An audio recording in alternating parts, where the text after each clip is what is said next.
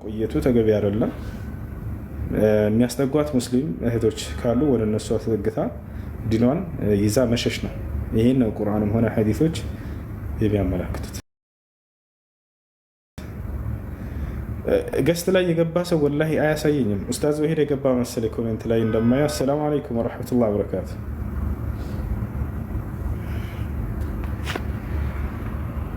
ይሰማል?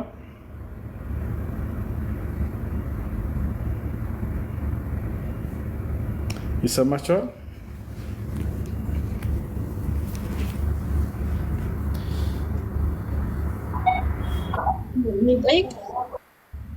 እሺ ጠይቂ። መጀመሪያ ሰላም አለይኩም ወራህመቱላሂ ወበረካቱ። ወአለይኩም ሰላም ወራህመቱላሂ ወበረካቱ። ሰላም አለይኩም ወራህመቱላሂ ወበረካቱ። ኡስታዝ እሱ ወአለይኩም ሰላም ወራህመቱላሂ ወበረካቱ። አሜን። እንዴት ነህ? ደህና ነኝ አልሐምዱሊላህ። ሰላም ነው ኡስታዝ? እንኳን ተመለስክ። እንኳን ደህና ቆያችሁ። ሰላም ነው? እረፍት እንዴት ነበር? ቆንጆ ጊዜ አሳለፍ? አዎ እረፍት በጣም ደስ ይል ነበር። እንዴት ነው? እንኳን ደህና መጣ። ቲክቶክ ተመለስ ብለኸኝ ስመለስ እኮ ሳጣ ምን ሆኖ ነው ስል ኢትዮጵያ ነው አሉኝ። ቫኬሽን ኢትዮጵያ ሄጄ ነበር። አንተ እንዴት ነው? ሰላም ሰላም ነኝ። ፕሮግራሙን እንዳናቆረፍደው ልጅቷ አዲስ አበባ ነው የምትኖረው እህታችን። አሰላሙ አለይኩም ወራህመቱላሂ ወበረካቱ። ወአለይኩም ሰላም አለሽ ልጅቷ? እኔ ገዝታ አይታየኝም ሰው። የቀደመ የጠየቅሽዋ ልጅ ካለሽ አዲስ አበባ ከሆነች እስኪ መልሽለት ለኡስታዝ። ወታለች መሰለኝ ወታለች እያሉ ነው አልኩና፣ ወይንም በውስጥ አናግሪው። ለልጅ እስልምናን ተቀበላችሁ ምናልባት ከቤተሰቦቻችሁ ጫና ሊደርስባችሁ አደጋ ላይ ያላችሁ ካላችሁ ዝም አትበሉ፣ አናግሩን። እሺ ኡስታዝ ወሂድ አለ፣ አናግሯቸው። ተቋም አለ። ተቋሙ የራሳችሁ ተቋም ነው፣ የህዝብ ተቋም ነው። የኛ የብቻችን የምንለው ነገር የለም። ከቤት የተባረሩ ሰለምቴዎች የምታውቋቸው ካላችሁ ከቤት በእስልምናቸው የተነሳ ከተባረሩ የግድ መደጎም አለብን። ቤት ክራያቸውን፣ ቀለባቸውን፣ ትራንስፖርታቸውን ለ6 ወር ያክል ከኛ ጋር ቆይታ ይኖራቸዋል። ያው የቸገራችሁ ሰለምቴዎችና የታመሙ ሰለምቴዎችን ባንረዳም ያው አቅም የለንም እንደዛ የማድረግ ነገር። ግን ያለው ነገር ምንድነው? ከቤት የተባረሩ በእስልምናቸው የተነሳ ተመልሳችሁ ክፍሩ እያሏቸው የሚሏቸው ወይ ጎዳና ላይ ውጡ ካሏቸው የሚያስጠልል ተቋም አለን እና ተቋሙን እወቁት። አይ ቲንክ ከተቋሙ ጋር አብራችሁ ስሩ፣ ግቡና ራሳችሁ ስሩ። የራሳችሁ ተቋም ነው። ኢንሻአላህ እንደዚህ አይነት ፕሮብሌም ሲኖር ለአድሚኖች ተናገሩ። እነ ዛህራ ምናምንም ካሉ እንደነ ዛህራ ኡስታዝ ሱንም ካላችሁት ኡስታዝ ሱ እኔ ኮንታክት ስላለኝ ለኔም ሊነግረኝ ይችላል። እኔ ለአድሚኖች እነግራቸዋለሁ። ኢንሻአላህ ይሄን ይመስላል ማለት ነው። መርሐባ። እንደሰማችሁት ልጆች ብዙ መስለም የሚፈልጉ ሰዎች ነገር ግን ቤተሰብን እየፈሩ ከዚህ ከሰለምን ያስወጡናል ያገሉናል ብላችሁ የምታስቡ ካላችሁም አናግሩን። ልትፈሩ አይገባም። አናግሩን። ማንኛውም ሙስሊም በአላህ ፍቃድ ከጎናችሁ ይሆናል። ባረከላሁ ፊኩም አላህ ይህዲኩም ኢለል-ኢስላም።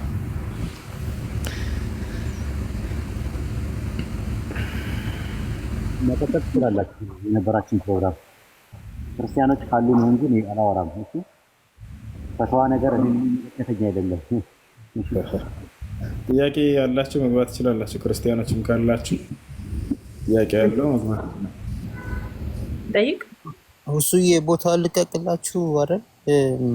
መርሐባ። እሺ በውስጥ አናግረኝ። እሺ ወይንም ዛህራን አናግራት። ግን አንድ ነገር ልናገር ይቻላል?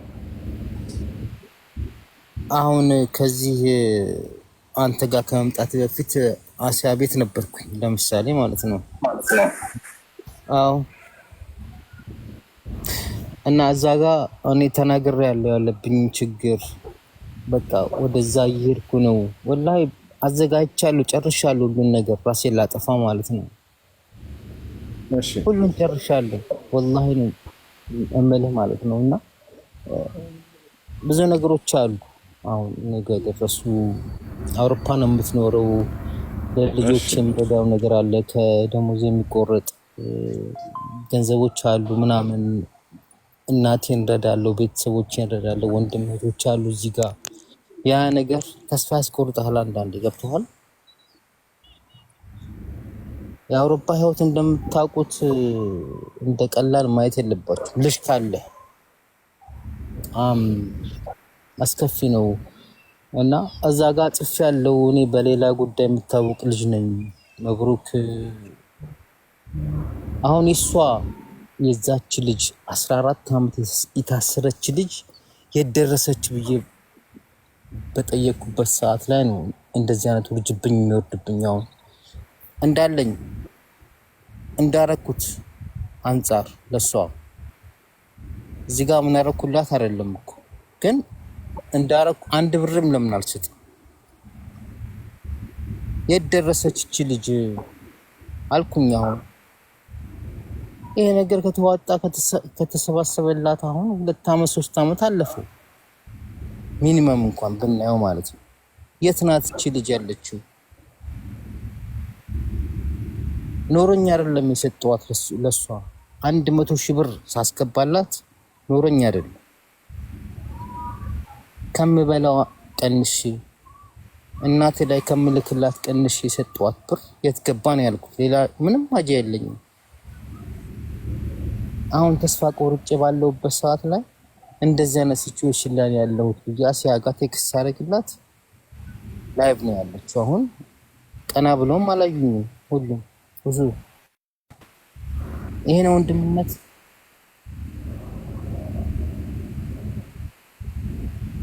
አንተን ሐሳብ አልገባኝም። እንዲረዱ እንዳወጡልህ ፈልገህ ነው ወይንስ ምንድነው? እኔ የገንዘብ ችግር የለብኝም እኮ ሁዙ እኮ የሆነ እስኪ ምንድነው አንተ እንድትጨናነቅ ያደረገህ ነገር ምንድነው? ማለት ወንድሜ እንድትጨናነቅ ያደረገህ ነገር ምንድነው? ህይወት ነው። ህይወት ያጋባሃል እዚህና ታስበው ቀላል ነገር አይደለም ያለው። ግን አሁንም ዱአ አድርጉላት። እኔ ሁሌም በምናቤ የማስባት ልጅ ናት። ልጅህ ናች? ሰው ልጅህ ናች? ምን ሆናብህ ነው? ልጅህ ናች? ኧረ አይደለችም። እኔም እኮ አላውቃትም እኮ ሌላ ናት። አታውቃትም? በሌላ ጉዳይ ላይ የተሰባሰበ ገንዘብ አለ ተብሎ። እሺ ሌላሽ ሳውዲ ታሰረች የተባለችው ነች? የታሰረችው የተባለችው የት ገባች ነው አሁን ጥያቄ። የት ነው ያለችው? የእሷ ጉዳይ አስጨንቆ ነው ራስህን ልታጠፋ ያልከው?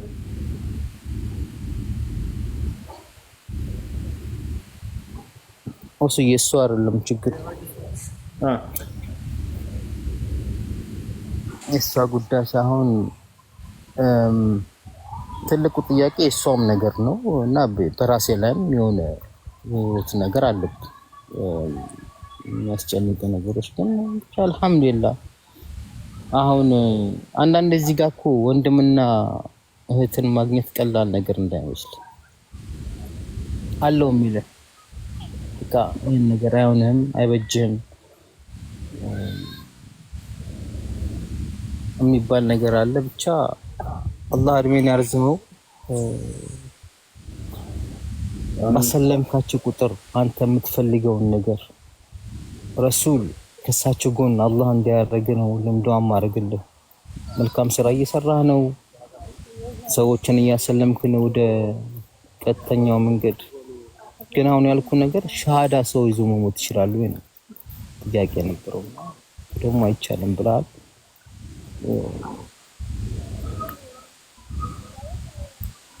እሺ ራስን ማጥፋት ነው የጠየቀው። ገና ስትገባ ጀምሮ ራስን ማጥፋት ወንጀል ነው፣ ከታላላቅ ወንጀል አይቻልም። ራሱ ለራሱ የእሳት ነው። ነብዩ ሰለላሁ ዐለይሂ ወሰለም መን ቀተለ ነፍሰሁ فهو في النار ብለዋል። ራሱን ያጠፋ ሰው የእሳት ነው ብለዋል። አላህ በቁርአን ላይ ወላ ተቅቱሉ አንፉሰኩም ይላል። ነፍሳችሁን አትግደሉ፣ ራሳችሁን አትግደሉ ይላል። ስለዚህ ራስን ማጥፋት ከታላላቅ ወንጀል ነው። ያለበት ችግር ካለ ያንን ለማስተካከል ሞክር። እሺ እና አላህ ይርዳህ፣ አላህ ያግዝህ፣ አላህ ከጎን ይሆን። አብሽር። ሰላም አለይኩም። ወአለይኩም ሰላም። ላናግረው አውሮፓ ነው የሚኖረው እና የፕሮብሌሙን ትንሽ ስለማውቀው ነው። የአውሮፓ በዓለም ላይ ራስን በማጥፋት ሱሳይድ በማድረግ በዓለም ላይ አንደኛ ናቸው። በተለይ ስዊድን፣ ኖርዌይ፣ ስካንዲኔቪያ ካንትሪዎች ራሳቸውን በማጥፋት በጣም ይታወቃሉ። የት ሀገር ነው ያለው? መብሩክ አሰላሙ አለይኩም። ወአለይኩም ሰላም ወራህመቱላህ። ለንደን ነኝ። ሸው የታወቀ ነው። ራሱ ዲፕሬሽን ነው። ቪታሚን ዲ ውሰድ። አንድ የምነግርህ ነገር እሱ ነው። ሁለተኛ ነገር ደግሞ ዲፕሬሽን በምትሆንበት ሰዓት ላይ ለተወሰነ ጊዜ ዲፕሬሽን ዊንተር ታይም ላይ ሲመጣ ዲፕሬሽን አለው ኃይለኛ። አንዳንዶቹ ባህር ውስጥ ራሳቸውን ይለቃሉ፣ ራሳቸውን ያጠፋሉ። በጣም ብዙ ሰው የሚያጠፋው በዛን ወቅት ነው። አንደኛ ጨለማ ነው፣ ብርሃን የለውም። ሁለተኛ ቫይታሚን ዲ ውሰድ። ቫይታሚን ዲ ትወስዳለህ? አልወስድም። በቃ እሱ እኮ ነው የምነግርህ። የፀሐይ ብርሃን ስለማታገኝም ጭምር እሱም እንደዛ ነው፣ ዲፕሬሽን ይፈጥራል። ሌላው ደግሞ እንዳለ የብርሃኑ መጠን ራሱ ትንሽ ነው፣ ዊንተር ላይ ማለት ነው። ክረምት ላይ ብርሃኑ በጣም አጭር ነው ያለው፣ እሱ ራሱ ይረብሻል። ሶስተኛ ነገር ደግሞ አየሩ ራሱ ዲፕሬሽን አለው በተፈጥሮ። አራተኛ ነገር ደግሞ አይሶሌትድ ነው፣ ማህበራዊ ኑሮ የሚባል ነገር የለም። ሁሉም ገብቶ ከስራ ወደ ቤት ከሰው ጋር አትገናኝም፣ የመገናኘት ቻንስ ብዙ አይደለም። ይሄ ነገር ስለሆነ ለተወሰነ ጊዜ ለ1 ዓመት ለ2 ዓመት ያክል ዊንተር ላይ በምትሆንበት ሰዓት ላይ ወይም የክረምት በሚሆንበት ሰዓት ላይ ኢትዮጵያ ሂድ። እሺ ኢንሻአላህ። ሌላ ደግሞ ሆርሞኒካልም አለ፣ ተመርመረው ታየው። ራሱ ሆርሞኒካል የሆኑ ፕሮብሌሞች አሉ። ሆርሞን ራሱ እሱን አይቻለሁ፣ ባለፈው ተመርምሬያለሁና ሁሉ ነገር ነፃ ነኝ ከዛ ነገር። በቃ እንደዛ አድርግ። በዛሬ ደግሞ እንትን አለ፣ ዚኪር አብዛ፣ ዱዓ አድርግ፣ ሰላት ለይል አብዛ ምናምን፣ እንደዚህ የመሳሰሉት ነገሮች እንትን በል። መስጊድ ጁማ አትቅር፣ አቴንድ አድርግ። እሱ ራሱ አንደኛው ተጽዕኖ ነው፣ ጁማ መቅረት ራሱ እና ሌሎችም ነገሮች እንደዛ አድርግ። አይዞ የሌላ ጉዳይ የሚያስጨንቅ አይደለም። ራሳቸው ይጨርሱ። አንተ ላላ ብለህ ገንዘብን አውጥተህ እስካልደረክ ድረስ የታደረሱት ምናምን የሚለው እሱም ራሱ ዲፕሬሽን መሆን የለበትም አለበት እንጂ አይ እሱ በህግ አግባብ መጠየቅ ነው ያለብህ እንጂ ለአንተ ለዲፕሬሽን ምክንያት መሆን የለበትም ነው እያልኩ ያለሁት። እሺ ኡስታዝ፣ የልጅቷ ጉዳይ እኮ በጣም እኮ ማለት አንድ ሰው አሁን 14 ዓመት ታሰረ ተብሎ በጣም ፔንፉል ነው አይደለም? እንዳየነው ከሆነ አዎ። ግን ለአንተ አሁን ለምሳሌ አሁን ተሰብስበው መጠየቅ ካለብህ በህግ አግባብ እንደዚህ የሆነው ነገር እየተገባ ብለህ ቲም ፈጥረህ በህግ አግባብ የሚጠየቁ አካላትን መጠየቅ ነው ያለብህ እንጂ ለአንተ አሁን ለበሽታ ለምትናደድበት ለምትበሳጭበት ነገር ምክንያት መሆን የለበትም ነው እያልኩ ያለሁት። ግልጽ ነው።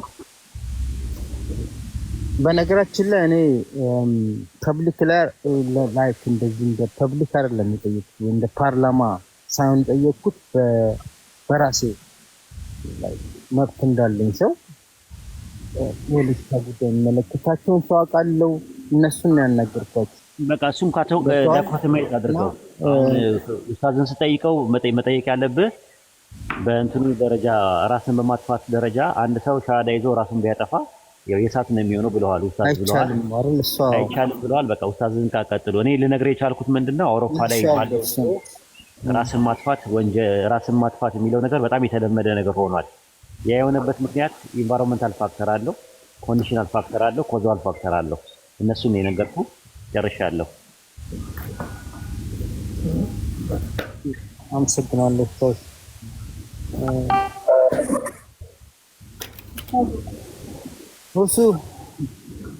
እሺ ክርስቲያን ልጅ አለ መሰለኝ ከላይ። ክርስቲያን ነው አይሁድ? ኡስታዝ ወሂድ አለ፣ አናግረው። ኡስታዝ አናግረው።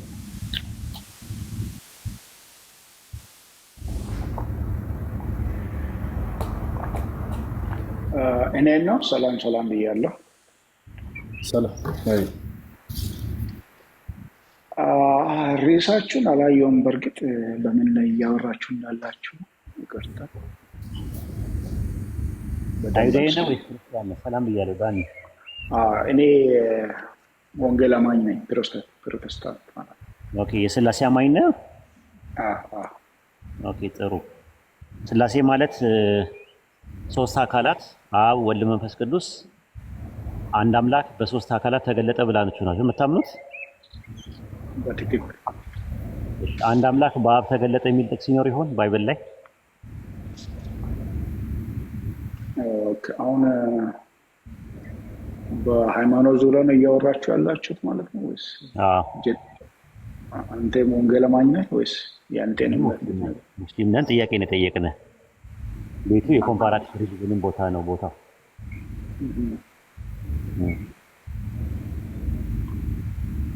ምን ነበር ጥያቄ? እንዲገምልኝ። በትሪኒቲ ትምህርት ትሪ ሃይፖስታሲስ አሉ፣ 3 አካላት አሉ። 3 ፐርሰንስ 1 ኤሰንስ ተብሎ ነው የሚታመነው። ዘ ፋዘር ዘ ሰን ኤንድ ዘ ሆሊ ስፒሪት። እነዛ 3 አካላት አንድ አምላክ በ3 አካላት ተገልጧል ብላችሁ ታምናላችሁ? በአብ በወልድ በመንፈስ ቅዱስ። ስለዚህ በአብ አንድ አምላክ በአብ ተገለጸ የሚል ባይብል ላይ አለ ወይ? ወይስ የአንድ አምላክ ራሱ አብ ነው ወይ?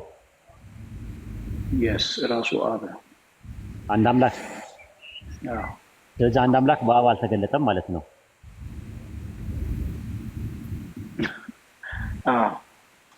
ስለዚህ የሥላሴ ትምህርት ትክክል አይደለም ማለት ነው፣ ቢብሊካል አይደለም።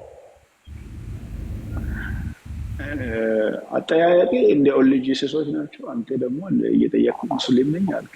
ነው ሙስሊም ነኝ እኮ እየጠየቅኩ ያለሁት ሙስሊም ነኝ። ምን ነው ሽታ አልሸተትኩም? ሙስሊም አይደለም? አይ የኦንሊ ጂሰስ እንትን ነው። ኦንሊ ጂሰስ እኮ ኢየሱስ አብ ነው ብሎ ነው የሚያምኑት። እኔ ኢየሱስ መልእክተኛና ነብይ ነው ፍጡር ነው ብዬ ነው ማምነው። እሺ አዘጋጃለሁ። ከኔ ቀጥሎ ያለው ቀድሞ ስለገባ እሱ ነው አዘጋጃለሁ። ችግር የለም። ኦኬ ችግር የለም። ቀጥል ኡስታዝ አለ። ኡስታዝ አይ አለሁ ያለው ቀጥል። አልተዘጋጀሁበትም ማለት አይ እሺ ጥያቄ ያላችሁ ቀጥሉ። ወአለይኩም ሰላም።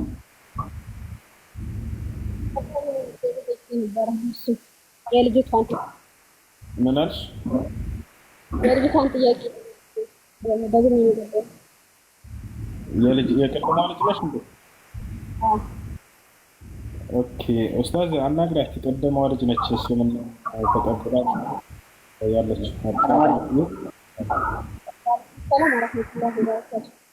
ታያት አጠገብሽ አለች ወይስ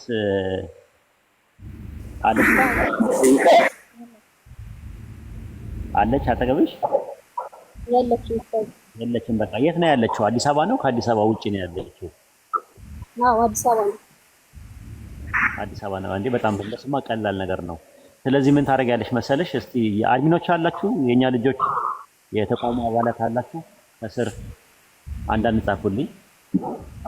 የተቋሙ አባላት ካላችሁ ማንም ሰው የለም ዛሬ? የተቋሙ አባል ያላችሁ ልጆች አድሚኖች። አብዱ መርካቶ አለ። አብዱ መርካቶን አንድ ያስገባልኝ ታዝዩ። እሺ አስገቡት። አድሚኖች ላገናኛቸውና ይጨርሳሉ። አይ አስገቡ። ዲቴሉን እናወራለን። አብዱ መርካቶን አገኙና ደውለው ይደዋወሉና ይገናኛሉ። ያሉ አብዱ መርካቶን ፎሎ አድርጊውና በውስጥ ስልክ አስቀምጡለት፣ ተደዋወሉና ያለውን ነገር መነጋገር ይቻላል። ልጅቷ ያለችበትን መጠንከርም ካለባት መውጣትም ካለባት ትወጣለች። እሺ መውጣት ካለባት ትወጣለች። እንዴት ነው መሆን ያለበት? ቤተሰቡ ጋር በደንብ እንነጋገራለን ከልጅቷ ጋር።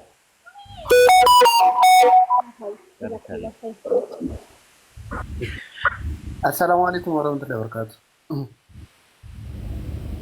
አለይኩም ሰላም። ለማለው ሀያት ፎሎ አድርጊኝና በውስጥ አወራሻለሁ። እሺ ሀያት በውስጥ አወራሻለሁ። እሺ ጨርሻለሁ።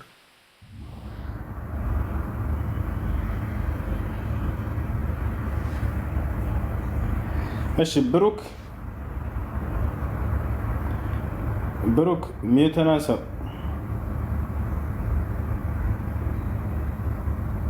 ሄሎ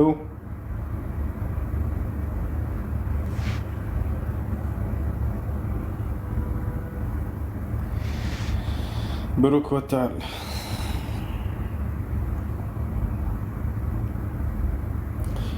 እሺ ክርስቲያኖች ካላችሁ ጥያቄ ያላችሁ መግባት ትችላላችሁ። ፖስት የሆነ ሰው ሼር አድርጌ ያለው ሰዓት ካለ በደንብ እንድንወያይ ሲመጡ እነግርሃለሁ። ማነው ሼር አድርጌላቸዋለሁ። ወንጌል አማኞች በደንብ ሰዓት ሰጥተህ የምታወራ ከሆነ ይመጣሉ። ወንጌል አማኞች እነግርሃለሁ። አስገባ።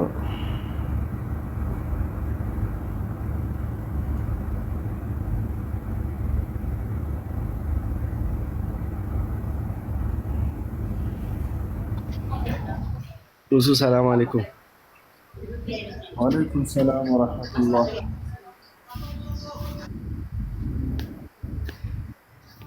እሱ አንድ ጥያቄ ነበር የጓደኛዬ ጥያቄ ነው። እኔ መመለስ አልቻልኩም። ትንሽ ከብዶኝ ነው።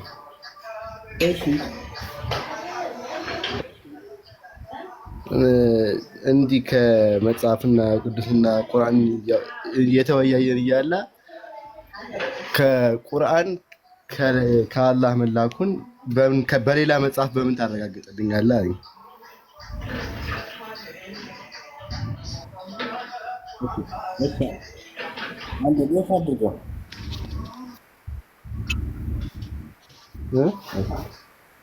ምን አድርገው የሚረብሽ ቦታ ነው ያለው። እሺ ቁርአን ከአላህ ዘንድ ለመላኩ በሌላ መጽሐፍ በምን ታረጋግጥልናለህ ይላል። በሌላ መጽሐፍ በሐዲስ እናረጋግጥላችሁ። የሙስሊሞች የመረጃ ምንጮች ቁርአንና ሐዲስ ናቸው። ሌሎቹ መጽሐፍቶች ከኛ ዘንድ የማስረጃ ምንጮች አይደሉም። ሐዲስ ላይ ነቢያችን ሰለላሁ ዐለይሂ ወሰለም ኡቲቱል ቁርአን ወሚስለሁ መዐሁ ነው። ቁርአን ከአላህ ዘንድ ተሰጠሁኝ እያሉ ይናገራሉ። ተረክቱ ፊኩም ማ ኢን ተመሰክቱም ቢሂ ማ ለን ተضሉ ባዕዲ ኪታብ አላህ አሉ። የአላህ ቁርአን እያሉ ይመሰክራሉ። ነቢ ሰለላሁ ዐለይሂ ወሰለም ሐዲስ ላይ የሰሓቦች ምስክር አለ፣ የነቢያችን ሰለላሁ ዐለይሂ ወሰለም ምስክር አለ። ከቁርአን ውጭ ነው አይደል የፈለጋችሁት? ይሄ ሁሉ አለ በላቸው። ይሄ ሁሉ አለ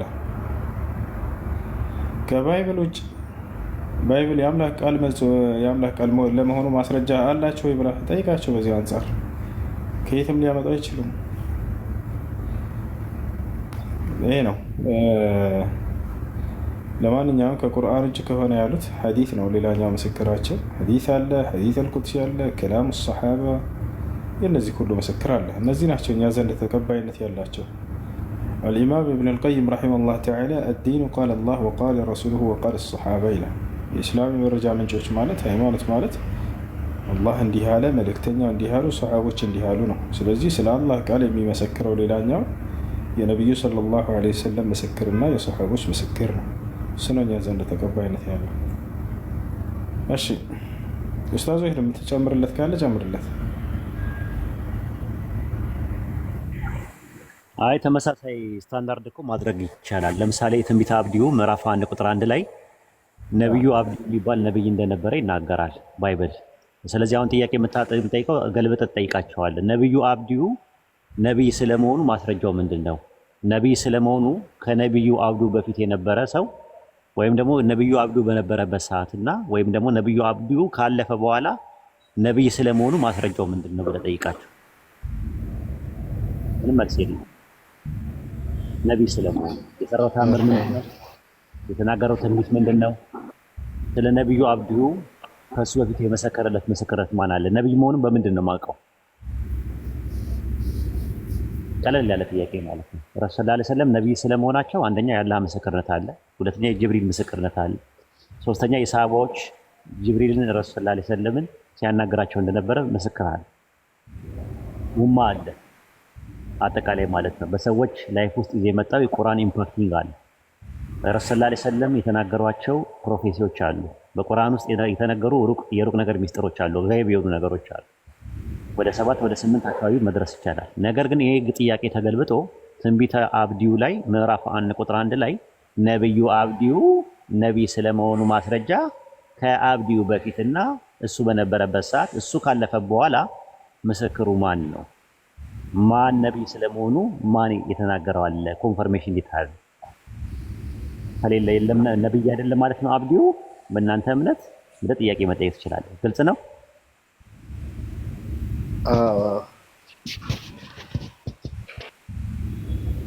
እሺ ከላይ ክርስቲያን ካላችሁ አውሩ።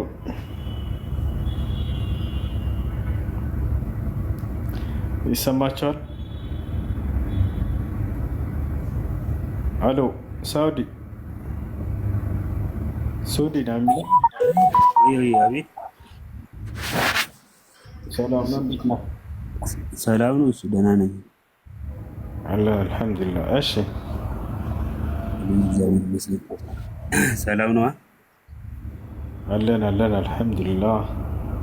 እና የኔ ጓደኛ አለ። እሺ እሱ ከአንቲ ጋር ማውራት ይፈልጋል።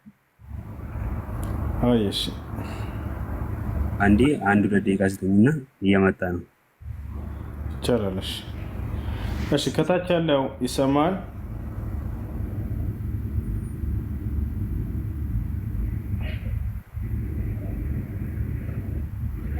እሱ ሁለተኛ ጥያቄ ደግሞ እንደዚህ አለኝ።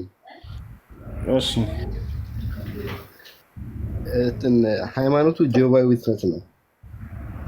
ምድር ገነት ላይ ናት ብለው ነው የሚያምኑት እና አደምና ሐዋ መጀመሪያ ምድር ላይ የተፈጠሩት እና ወደፊትም ምድር ገነት ትሆናለች ብለው ነው የሚያምኑት። መረጃቸው ደግሞ ወንዝ ጀነት ላይ የሚፈሱ ወንዞች አሉ ይላሉ። ይሄ ወንዝ የምድር ነው፣ ከምድር የመጣ ወደ ሰማይ እንዴት ሄዳ ይላሉ።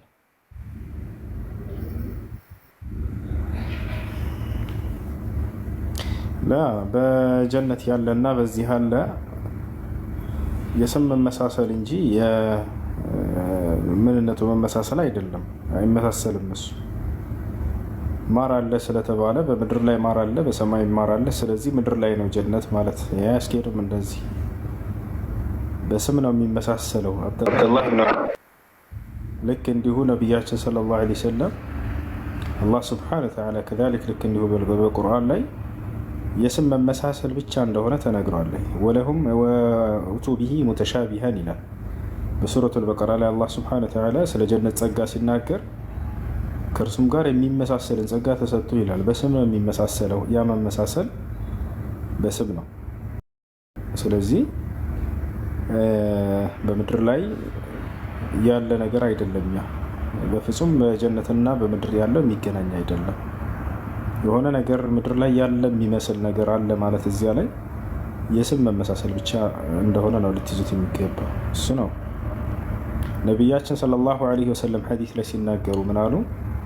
ሐዲስ አልቁድሲ ላይ ነው። አላህ ሱብሓነሁ ወተዓላ ነው የሚናገረው። እንደውም ቃለ ነቢ ሰለላሁ ዐለይሂ ወሰለም ቃለ አላሁ ተዓላ አዐድቱ ሊዕባዲየ ሷሊሒነ ፊል ጀና ማ ላ ዐይኑን ረአት ወላ እዝኑን ሰሚዐት ወላ ኸጠረ ዐላ ቀልቢ በሸር።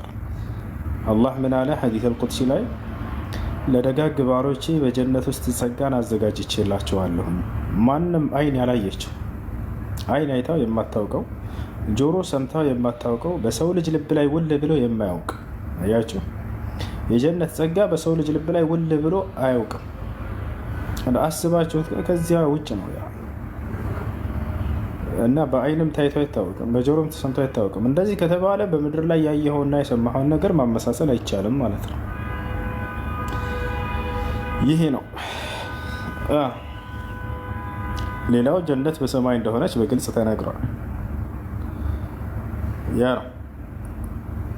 እሺ አልጀና ፈውቀ አልኩርሲ ወተሕተ አልዓርሽ፣ ጀነት ያለችው ከኩርሲ በላይና ከዓርሽ በታች ነች፣ በመካከል ላይ ነው ያለችው። እሺ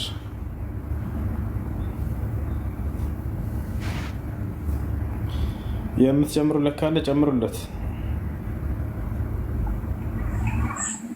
ኦኬ ጀዛከላ ኡስታዝ። እሱ ከባይብል አንጻር ከሆነ የጠየቀ አለ። አሰላሙ አለይኩም። ወአለይኩም ሰላም። ልጁ አለ መሰለኝ። ሚውተን አንሳው። ሄሎ ሚውተን አንሳው። እየተከታተልክ ነው?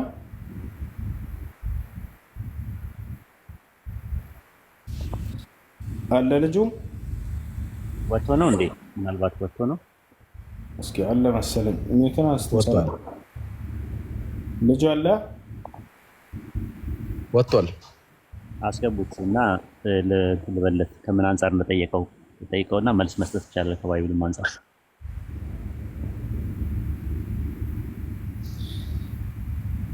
አይ ከላይ ያለው ልጅ ሙስሊም ነህ?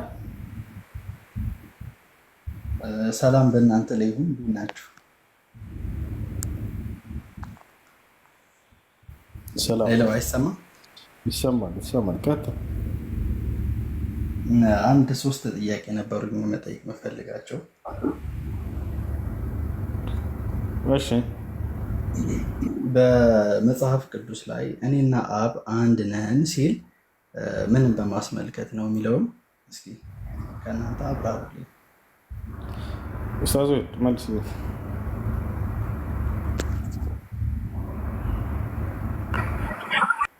መቀጠልም ትችላለህ፣ ችግር የለውም።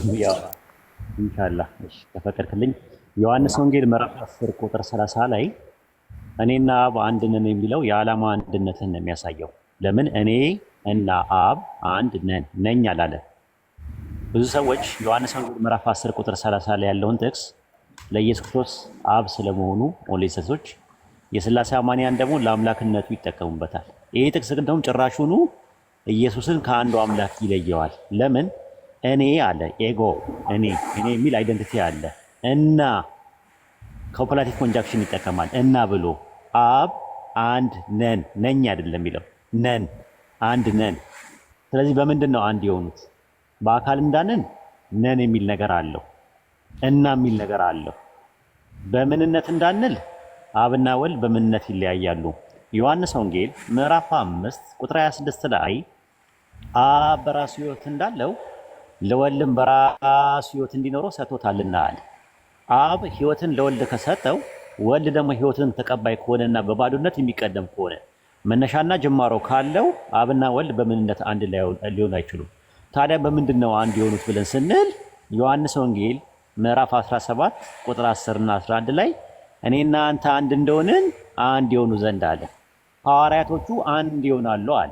በምንድን ነው የሆኑት ሐዋርያት? በማንነት ነው? ኖ። በምንነት ነው? ኖ አይደለም። በምንድን ነው የሆኑት ስንል በዓላማ አንድነት ነው የሆኑት። ልክ እንደማና እንደማ እንደ አብና እንደ ወልድ ማለት ነው። እኔና አንተ አንድ እንደሆንን እንደኛ አንድ እንዲሆኑ አለ። ሌላው አንደኛ ቆሮንቶስ ምዕራፍ 3 ከቁጥር 6 እስከ 8 ድረስ ደግሞ በተመሳሳይ እኔ ተከልኩኝ አጵሎስ ያጠጣ ነበር አለ። የሚተክልና የሚያጠጣ አንድ ናቸው አለ። አጵሎስና ጳውሎስ አንድ ናቸው ሲባል የዓላማ አንድነት ነው። ለዓላማ አንድነት ባይብል የሚጠቀምበት ቃል የግሪኩ ቃል ምንድነው? ሄን ነው የሚለው። ሄስ ወይም ሚያ አይደለም የሚጠቀመው ሄን። እኔና አብ አንድ ነን ለሚለው ይቀጠቀም አንድ ለሚለው ቃል የገባው ቃል ሄን ነው። ዮሐንስ ወንጌል ምዕራፍ 17 ቁጥር 10 እና 11 ላይ የሚጠቀመው ሐዋርያቶቹ አንድ እንዲሆኑ የተጠቀመው ሄን ነው። አንደኛ ቆሮንቶስ ምዕራፍ 3 ከቁጥር 6 እስከ 8 ድረስ ጳውሎስና አጵሎስ አንድ የሆኑበት አንድነት የዓላማ አንድነት ነው። ነገር ግን ዘዳግም 6:4 ላይ ያለው ማርቆስ 12 ላይ 29 ላይ ያለው እስራኤሎች ስማ ጌታ አምላካችን አንድ ጌታ ነው ለሚለው አንድ ለሚለው ቃል የገባው ሄስ የሚል ነው። ማስኩላይን ጄንደር ነው የሚጠቀመው፣ ኒውትራል ጄንደር አይደለም የሚጠቀመው። ከዚህ አንጻር ዮሐንስ ወንጌል ምዕራፍ 10 ቁጥር 30 ላይ የሚያሳየው አብና ወልድ የዓላማ አንድነት እንዳላቸው ነው የሚያሳየው። ይሄን ይመስላል። ኡስታዝ መጨመር የምትፈልገው ነገር ካለ ጨምርበት። ኢምራንም መጥቷል። መጨመር የምትፈልጉበት ካለ ጨምሩበት። ያላ ኢምሩ ትጨምራለህ? ጨምር። ሰላም አለይኩም። ወአለይኩም ሰላም ወራህመቱላህ። እንዴት ናችሁ ሀባይቢ? ሁስ ወንድሜ አህለን ሰላም። ጨምርለት የምትጨምረው ካለ ኡስታዝ። እንዴት ናችሁ? ድምጼ ይሰማ አይደለ?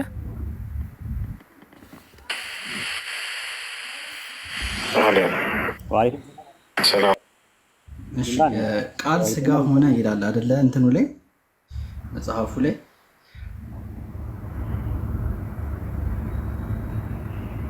ይሰማሉ አይደል?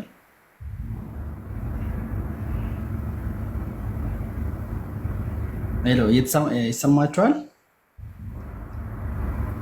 ይሰማል። ቀጥል። ይሰማል። ቃል ስጋ ሆነ ይላል። አንድ ናቸው ማንልበት ኬዝ እንዴት ነው የሚለውን እስኪ ያብራሩ። ቀጥልለት ኡስታዝ። እኔ ብቻ እንዳላወራ ብዬ እኮ ነው ኡስታዝ። አንተም ጨምር የምትፈልገው ነገር ካለ መጨመር የምትፈልገው ነገር ካለ ዮሐንስ ምዕራፍ 1 ቁጥር 14 ላይ ቃልም ስጋ ሆነ ካይ ሆሎጎስ ሳርከስ ኤግኔቶ ይላል። ሆነ የሚለው ነገር ኤግኔቶ የሚለው ቃል ባይብል ላይ 3 አጠቃቀም አለው። ለምሳሌ ኦሪት ዘፍጥረት ምዕራፍ 1 ቁጥር 3 ላይ እግዚአብሔር ብርሃን ይሁን አለ፣ ብርሃንም ሆነ ይላል። ምን ማለት ነው ብርሃን ሆነ ሲባል? ማነው ስም ባይዘው? በነገራችን ላይ በደንብ ስም አይታየኝም። ማነው ስም? እኔ ሙስሊም ነኝ። ያው አንድ ክርስቲያን ወንድም አለኝና ይሄን ነገር እንድጠይቅ ፈልጎ ነው። ለዛ ነው። አይ ክርስቲያን መስለኝ ነው። ማነው ስምህ?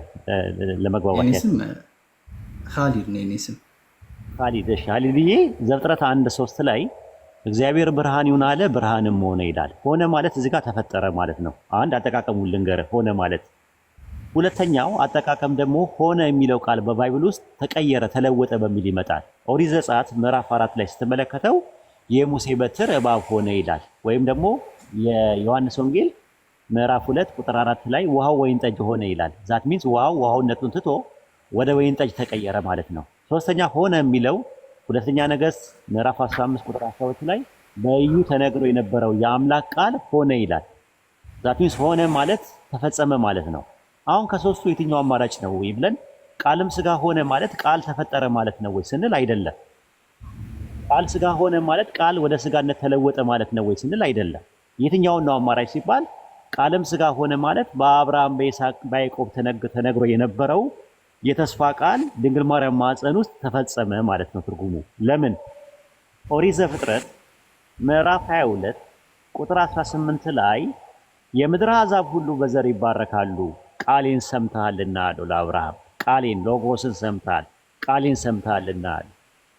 ከዛስ ምን ሆነ? በአዲስ ኪዳን ላይ ገላትያ ምዕራፍ 3 ቁጥር 16 ላይ ለአብርሃምና ለዘሩ የተስፋ ቃል ተነገረ። ስለ ብዙዎች እንደሚናገር ለዘሮች አይልም ማለት። ስለ አንድ እንደሚነገር ግን ለዘር ይላል፣ እርሱም ክርስቶስ ነው አለ። እንግዲያውስ ሕግ ምንድን ነው አለ? ተስፋ የተደረገበት ዘር እስኪመጣ ድረስ በመካከለኛ እጅ በመላእክት ስለ ሕግ መተላለፍ ተጨመረ። ስለዚህ ያ የተስፋ ቃል የነበረው ድንግል ማርያም ማኅፀን ውስጥ ስጋ ሆነ ማለት ነው። ትንቢተ ኢሳይያስ ምዕራፍ 42 ላይ ደግፌ የያዝኩት ባሪያዬ ነፍሴ ደስ የተሰኘችበት ምርጤ ካለ በኋላ ምን አለ? እነሆ ሳይበቅል እነግራቸዋለሁ፣ አስታውቃቸዋለሁ። ያ ተነግሮ የነበረው ሳይበቅል ተነግሮ የነበረው ድንግል ማርያም ማኅፀን ውስጥ እንዲበቅል ሲሆን ያኔ ቃል ስጋ ሆነ ማለት ነው። የሉቃስ ወንጌል ምዕራፍ 1 ቁጥር 36 እና 39 ላይ ስትመለከተው እንደ ቃል ይሁንልኝ ያለችው መልአኩ ገብርኤልን ስትለው ሆነ። ምን ሆነ? ድንግል ማርያም ማኅፀን ውስጥ ጽንስ ተፈጠረ ማለት ነው።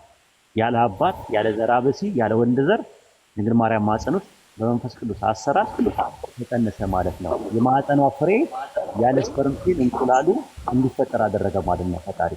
ከዛ አንጻር ቃል ስጋ ሆነ ማለት ይህንን ታሳቢ ነው ያደርጋል።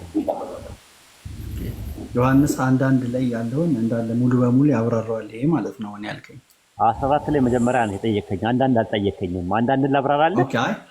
አዎ አንዳንድንም ጨምረህ አብራራለህ። ዮሐንስ ወንጌል ምዕራፍ 1 ቁጥር 1 ላይ ኤነ ሃርኬ ሄነ ሆሎጎስ ይላል። በመጀመሪያ ቃል ነበረ አለ። መጀመሪያ ሃርኬ የሚለው ቃል ዘፍጥረት 1:1 ላይ ነው የሚወስደው። ዘፍጥረት 1:1 ላይ በረሺት ባራ ኤሎሂም ኤታ ሸማኢም በኤታ አሬስ ይላል። በመጀመሪያ ኤሎሂም ሰማይና ምድርን ፈጠረ አለ። ሰማይና ምድርን ሲፈጥር ኤሎሂም ምንድን ነው የሚያደርገው? በቃሉ ነው ሁን እያለ የሚፈጥረው። ኦሪት ዘፍጥረት 1:3 ላይ ስትመለከተው ብርሃን ይሁን አለ፣ ብርሃን ሆነ አለ። ሰማይ ይሁን አለ፣ ሆነም አለ። መዝሙረ ዳዊት ምዕራፍ 33 ቁጥር 7 ላይ በያህዌ ዳባር በያህዌ ቃል ሰማያት ተፈጠሩ አለ። እርሱ ብለዋልና ሆኑ፣ እሱ አዟልና ጸኑም አለ። በምን ሁን እያለ ይፈጥር ነበረ። መዝሙረ ዳዊት ምዕራፍ 148 ከ1 እስከ 4 ድረስ ስትመለከተው ምንድነው የሚለው? ፀሐይ ጨረቃ ምናምን ካለ በኋላ እርሱ ብለዋልና ሆኑ፣ እርሱ አዟልና ተፈጠሩም አለ። ትንቢተ ኢሳይያስ ምዕራፍ 55 ቁጥር 11 ላይ ከአፌ የሚወጣው ቃሌ እንዲሆን ያደርጋል አለ። ከአፉ በሚወጣው ቃል ሰማይና ምድር በመካከላቸው ያለውን ነገር ሁን እያለ ይፈጥር ነበር። ያ ቃል ከመውጣቱ በፊት በእርሱ ዘንድ ነው ያለው። ካይ ሆሎጎስ ፕሮስቶንቲዮን አለ። ቃልም በአምላክ ዘንድ ነበር አለ። ከዛ ቴዎስ ካይ ቴዎስ ሄነ ሆሎጎስ ይላል። አምላክ ራሱ ቃል ነበር አለ። ሙተከለም ነበር፣ ስፒከር ነበር አለ። ልክ አንደኛ ዮሐንስ መልእክት ምዕራፍ 4 ቁጥር 7 ላይ ፍቅር ከአምላክ ነው ይላል። አጋፔ ከቴዎስ ነው አለ። ተመልሶ ደግሞ ቴዎስ ደግሞ አጋፔ ነው አለ። አምላክ ፍቅር ነው አለ። አፍቃሪ ነው ማለት ነው ትርጉሙ። አምላክ ራሱ ተናጋሪ ነው፣ ንግግር ባህሪ ያለው። ዮሐንስ 1:1 ላይ ያለው ይሄንን ነው የሚያመለክተው። መርሐባ ሹክራን አላህ ይስጥልኝ። ያው መግባትም ስለማይችል ከኔ በኩል አደርስለታለሁ ብዬ ነው። ኢንሻአላህ ይምጣ። የሚመጡ ሰዎች ካሉ ይምጣ። አሁን ቅድም ጆቫይትነት ጠይቆኛል ምናምን ያለው ልጅም ጆባይትነቱ ራሱ መጥቶ የሚጠይቅ ማድረግ ነው። እንደዚህ አይነት ሰዎች ሲጠይቋቸው ያምጧቸው፣ ፎሎ አድርጓቸው አድርግና ኡስታዝንም እኔንም ላይ በምንገባበት ሰዓት ላይ መነጋገር ይችላል። ኢምራንንም አለ ኢምራንንም አድርገው ኢምራንንም እኔንም ኡስታዝንም አድርግና ላይ ስንገባ ይቻላል እንመካከራለን፣ እንማማራለን።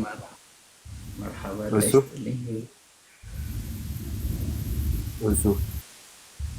እየሰማሁ ቀጥሉ። ልቀጥል? ቀጥሉ። ሰላም እንዴት ናችሁ? ምን አልከኝ? ሰላም እንዴት ናችሁ? የእግዚአብሔር ጸጋ ይብዛላችሁ። ጥያቄ አለ? እኔ ክርስቲያን ነኝ። ከማውራቴ በፊት ያው እግዚአብሔርን አመሰግነዋለሁ ስለ እኔና ስለ ሁላችንም በመስቀል ላይ ሞቶ ደሙንም አፍስሶ ያዳነን ጌታ ኢየሱስ የተባረከ ይሁን። ከዚህ ቀጥዬ ደግሞ ትንሽ ማውራው አጠር ያለ ነገር ነው ያለውና ቅድም ባነሳኸው በመጽሐፍ ቅዱስ ላይ በዮሐንስ ወንጌል ምዕራፍ 1 ላይ ስታወራ ነበረ። የእግዚአብሔር ቃል ሲናገር በመጀመሪያ ቃል ነበረ፣ ቃልም በእግዚአብሔር ዘንድ ነበረ፣ ቃልም እግዚአብሔር ነበረ ይላል። አንተ ግን ቅድም ስታነሳ የነበረው እሱ እግዚአብሔር በእነ አብርሃም የተናገረው ቃል በማርያም ውስጥ ስጋ ለበሰ አልክ። እዚህ ጋር ግን ሃፒ ሚውተር ከላይ ያለው ሚውት አድርገው።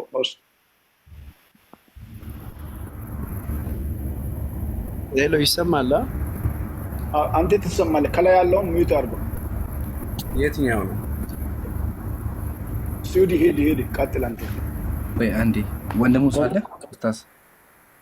አዎ እና በመጀመሪያ ቃል ነበረ፣ ቃልም በእግዚአብሔር ዘንድ ነበረ፣ ቃልም እግዚአብሔር ነበረ ይላል። ዮሐንስ ወንጌል ምዕራፍ 1 ላይ ኧረ ቆይ አንድ አዳምጠኝ መጀመሪያ። ሁሱ አለ ወይስ ኡስታዝ ጋር የሚቀጥለው? አይ ሰበካ አደረገው ብዬ እኮ ነው። ሰበካ ሲሆን ደስ አይልም። ቀጥሉ። ልቀጥልበታ። አይ ቆይ ኡስታዝ ካለ ኡስታዝ ቀጥል። አይ ሰበካ አደረገው ምን መጀመሪያ ምን አልክ? ለእናንተ ኃጢአት ተሰቀለ። ቶሎ ሐሳቤን ላውራና አምላክ ሊሰቀል አይገባም። እሺ ወገናችን፣ አምላክ ኃያል ነው እንጂ አንተ እንዳልከው መጥቶ የሚሰቀል ነገር አይደለም። እሺ በሰይጣን የሚገደል አምላክ አናውቅም እኛ። ላርም ብዬ ነው። ኡስታዝ ካለ ቀጥሉ። አይ ዝም ስትሉ ሁላችሁም ብቻውን ከሚያወራ ለምን እያወራው እኮ ነው ሐሳቡን። አንዴ ልጨርሳ። ኡስታዝ እሱ ይቀጥላል ብዬ ስላሰብኩኝ ነው፣ እየጠበኩኝ ስለነበረ ነው። ማነው ስምህ? እቀጥላለሁ። ተረጋግተህ አውራን፣ ምንም ችግር የለም። የሚያጣድፈ ምንም ነገር ስለሌለ ተረጋግተህ አውራን። ማነው ስምህ? እንታወቅ። ስሜ ሄኖክ ይባላል። ሄኖክዬ በቃ ተረጋግተህ አውራ። እሺ ምንም የቴክስት ታይም ጊዜ ወስደህ ምንም ነገር ማውራት ስትፈልግ አውራ። ዮሐንስ ወንጌል ምዕራፍ 1 ቁጥር 1 ላይ በተናገርኩት መሰረት ነው። ዮሐንስ 1:14 ላይ ቃልም ስጋ ለበሰ ብዬ አውርቻለሁ እንዴ? እኔ ካፌ ሰምተኛ እንደዛ ወይስ ላምጣ? ቅድም የሆነ ሰው ሲያወራ ነበርዳ። አይ ቃልም ስጋ ሆነ ስል ሆነ የሚለውን ቃል ባይብል ለስንት ነገር ነው የሚጠቀምበት ሄኖክዬ። እሺ በጣም ጥሩ። አሁን አንዳንድ ጊዜ የእግዚአብሔር ቃል የሚፈታው ፍቺዎች በአውድ መሰረት ነው። ለምሳሌ አሁን ገባኛ፣ ልክ ነህ። ግን አሁን የጠየቁት ጥያቄ ወይ አይ የጠየቁት ጥያቄ እንትኑን ፖይንቱን ማብራሪያ ሳይሆን የፈለግኩት ጥያቄው ሆነ የሚለው ቃል ባይብል በስንት አይነት አፈታት ይፈተዋል? በባይብል ውስጥ ይኸውልህ አሁን እዚህ ጋርም ሆነ እግዚአብሔር ሰማይ ይሁን አለ ሆነ። እዚህ ጋር ደግሞ በዮሐንስ ወንጌል ምዕራፍ 1 ላይ በመጀመሪያ ቃል ነበረ፣ ቃልም በእግዚአብሔር ዘንድ ነበረ፣ ቃልም እግዚአብሔር ነበረ ይልና ይህ በመጀመሪያ በእግዚአብሔር ዘንድ ነበረ፣ ሁሉ በእርሱ ሆነ፣ ከሆነውም እንኳ አንዳችስ እንኳ ያለ እርሱ አልሆነም ይላል። ከዛ ይቀጥልና በእርሱ ሕይወት ነበረች፣ ሕይወትም የሰው ብርሃን ነበረች፣ ብርሃንም በጨለማ ይበራ ነበረ፣ ጨለማም አላሸነፈም። ማንበብ አይደለም የፈለጠየኩ ሄኖክዬ፣ እንትን ጊዜ ለመቆጠብም ጭምር ዮሐንስ ወንጌል 1:14 ላይ ካይ ሆሎጎስ ታርከስ ኤግኔቶ ይላል። ኤግኔቶ የሚለው ቃል ወይም ሆነ የሚለው ቃል ቢኬም የሚለው ቃል ባይብል ላይ ለስንት አይነት አጠቃቀም ይጠቀምበታል? ለብዙ አይነት መንገድ ልንጠቀምበት እንችላለን። ናምናዎችን አምጣ። ግራማቲካል ሴቲንግ እና ፍሎት ናምና ሆነ የሚለው ቃል አሁን ለምሳሌ ዘፍጥረት አንድ ኤግዛምፕል ልስጥ፣ እኔ ልርዳ ላገዝ። ወደ ዘፍጥረት 1:3 ላይ የሚንጫጫ ነገር አለ፣ ማዛመር ነገር አለ። አንተ ጋር ነው? አይ እኔ ጋር አይደለም። ኦኬ 1:3 ላይ እግዚአብሔር ብርሃን ይሁን አለ፣ ብርሃን ሆነ አለ። ምንድነው ብርሃን የሆነው? እግዚአብሔር ሰማይ ይሁን አለ፣ ሰማይም ሆነ። ስለ ሰማይ አላወራሁም። ፍጥረት የተፈጠረው እኮ ስለ ሰማይ አላወራሁም። እያዳመጥከኝ በደንብ አይዟችሁ። ብርሃን ይሁን አለ፣ ብርሃን ሆነ፣ በራ ማለት ነው። አዎ ብርሃን የሆነው ምንድን ነው የሆነው? ምንድን ነው ብርሃን የሆነው? ብርሃን አይዞህ ተረጋግተህ አውራ። ልክ ነህ። ብርሃን ይሁን እኮ አለ እግዚአብሔር። ብርሃን ይሁን ሲል ብርሃን ሆነ። ከዛ ብርሃኑ ለሁለት ተከፈለ። አይደለም ስለመከፈል ጠየቅኩህ። ምኑ ነው ብርሃን የሆነው? የእግዚአብሔር ቃል ነው ብርሃን የሆነው? ይኸውልህ እሺ ዮስዬ ጥያቄ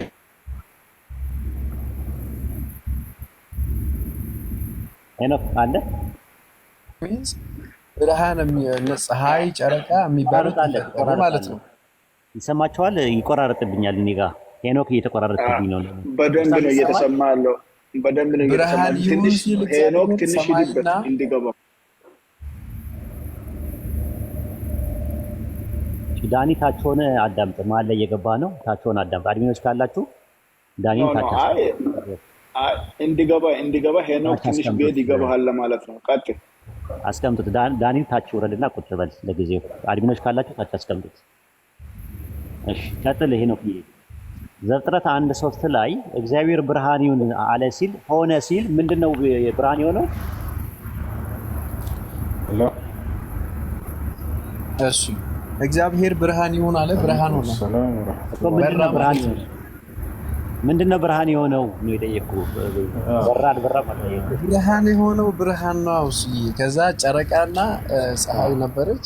ከዛ በኋላ ቀንን ፀሐይ እንድታበራ ሌሊት ደግሞ አንተ ደግሞ ታበዛለህ። ፀሐይና ጨረቃ እኮ በኋላ ላይ ነው የተፈጠሩት አይደል እንዴ? በሶስተኛው ቀን ነው እኮ የተፈጠሩት። ረቡዕ ላይ ነው የተፈጠሩት።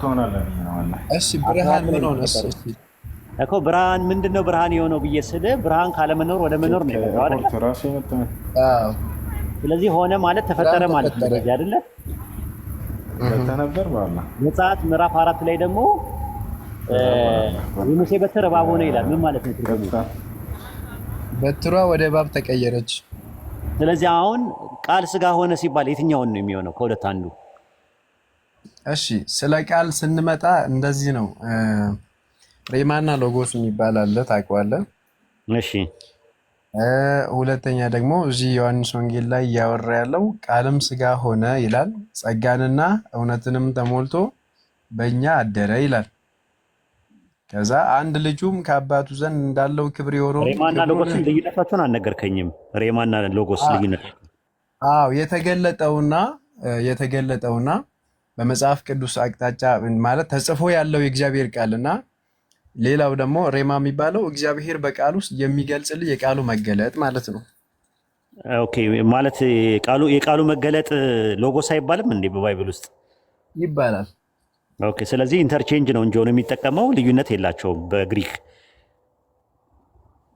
አይደለ? አጠቃቀሙ ሊሆን ይችላል። አሁን እኔን ሐሳብ ልመለሳው ወስኗ ማለት ማታውቀው ነገር ላይ ባትገባ ጥሩ ነው ብዬ ነው። ምክንያቱም ሬማና ሎጎስ ልዩነታቸው ምንድን ነው የሚለውን ነገር ማየት እንችላለን።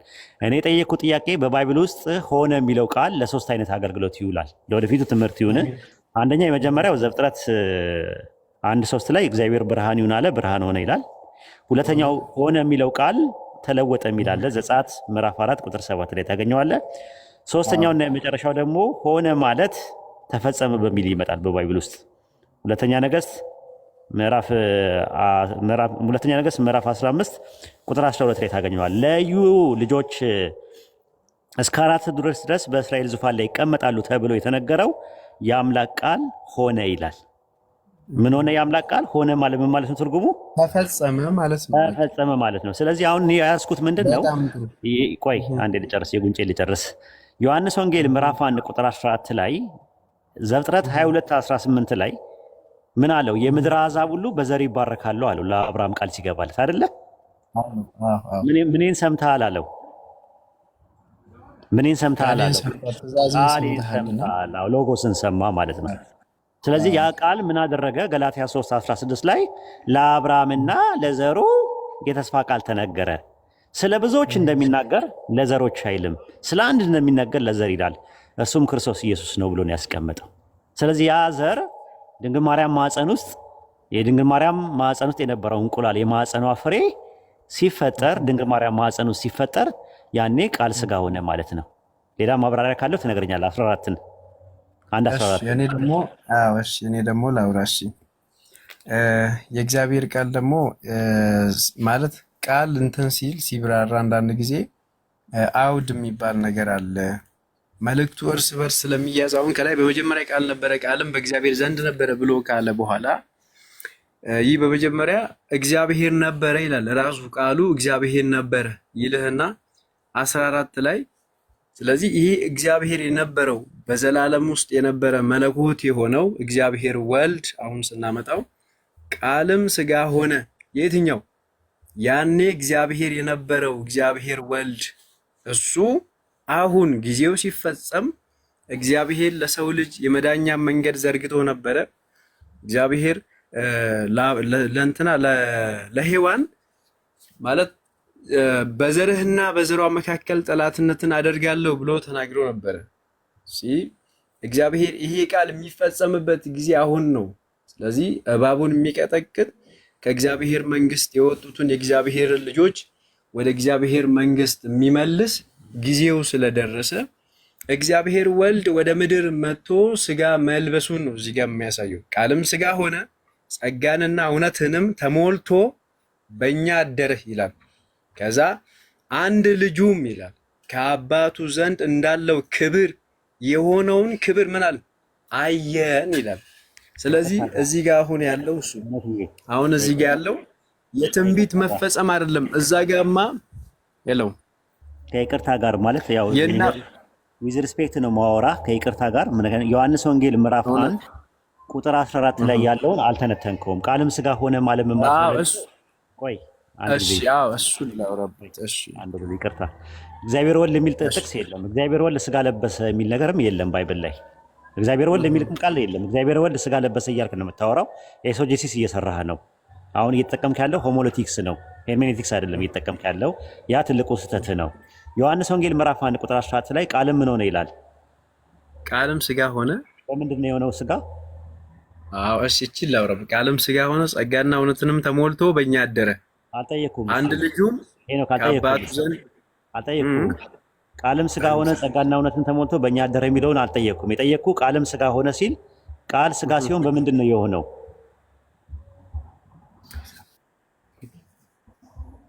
እስቲ ጥያቄን ግልጽ አድርግልኝ። ኦኬ፣ ለዛ ነው ልድገምልህ። አየህ፣ ለዛ ነው ያልገባውን ነው። ጥያቄውን ከተረዳው መልስ ጥያቄውን መረዳት ራሱ የመልስ ግማሽ ነው። እሺ ነው ክዬ ዮሐንስ ወንጌል ምዕራፍ 1 ቁጥር 14 ላይ ቃልም ስጋ ሆነ ይላል አይደለ? አዎ። ቃል ስጋ ሲሆን በምንድን ነው የሆነው? በማርያም ውስጥ ነው። የት ነው የሆነው እኮ አላልኩም። የት ነው ብዬ ብጠይቅ ኖሮ ማርያም ውስጥ ትለኛለህ።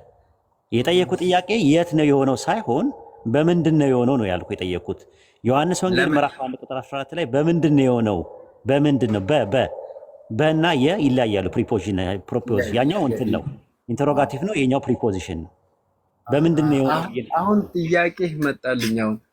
ስለዚህ ቃል ስጋ የሆነው ከኋላ እንዲሆን ያደረገው ነገር አለ ማለት ፈልገህ? ምክንያቱም ዮሐንስ ወንጌል 1:3 ላይ ምንድን ነው የሚለው? ሁሉ በእርሱ ሆነ አለ አይደል? በምን በቃል በሎጎስ ከሆነው ነገር አንድስ እንኳን ያለ እርሱ ምንም ነገር የሆነው ነገር የለም አለ።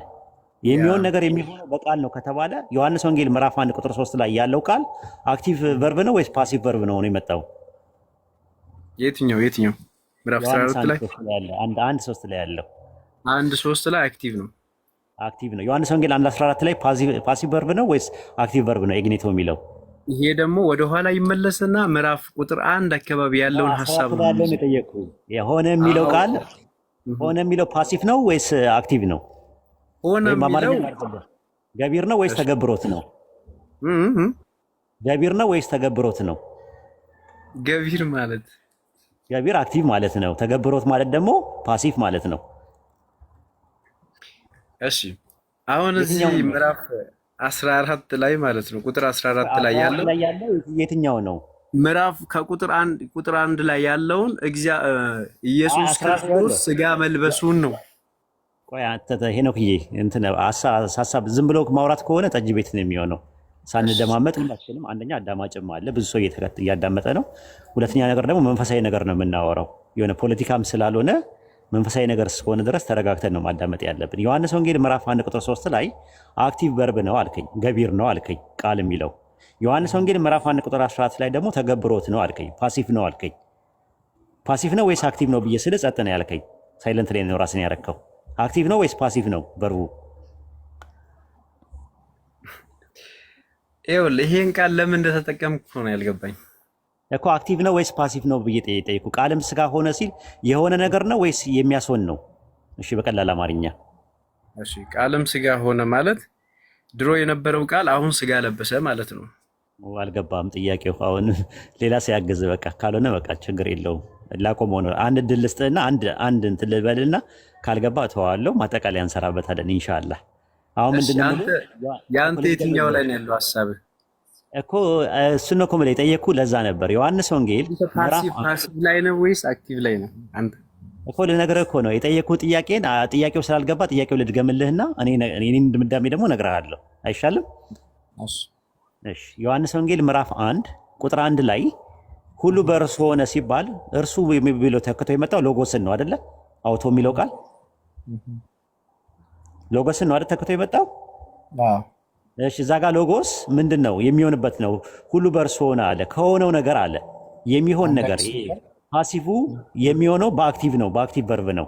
አክቲቭ ቨርብ ሆኖ የመጣው እዛ ጋር ሎጎስ ነው። ዮሐንስ 1:3 ላይ ተመለከት።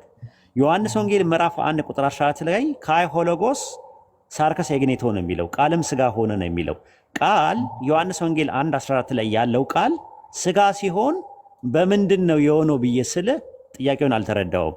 ጥያቄውን ቀለል ላደረኩልና አክቲቭ ነው። ዮሐንስ 1:3 ላይ ያለው አክቲቭ ቨርብ ነው። ዮሐንስ 1:14 ላይ ያለው አክቲቭ ነው ወይስ ፓሲቭ ነው ብዬ ጥያቄ ያቀረብኩልህ። ይሄን መልሰው። እሺ ሄሎ፣ ይሰማል? ይሰማል። አዎ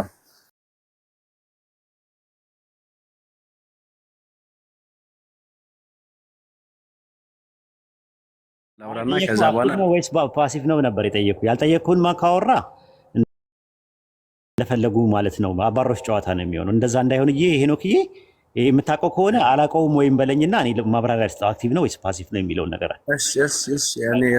አላውቀውም ነው የሚባለው ሄኖክዬ።